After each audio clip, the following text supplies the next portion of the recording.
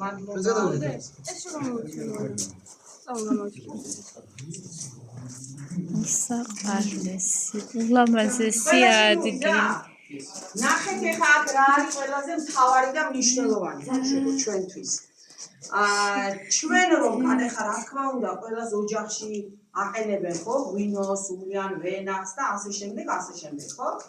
მაგრამ აი მე და ჩემმა მეუღლემ რომ გადავწყვიტეთ რომ ვენახისთვის მოგვევლოდა ჩვენი ღვინო დაგვეყენებინა, ჩვენ გადავწყვიტეთ რომ აუცილებლად ორგანული მეურნეობა უნდა გქონოდა. ეხლა ეს რას ნიშნავს?